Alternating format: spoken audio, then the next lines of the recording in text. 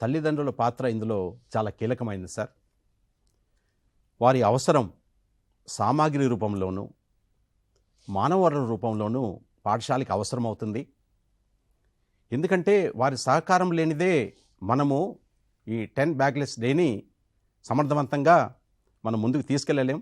మనం అనుకున్నాం వీటిలో భాగస్వాములు అయ్యే వారిలో తల్లిదండ్రులు కూడా చాలా కీలకమైన వారు.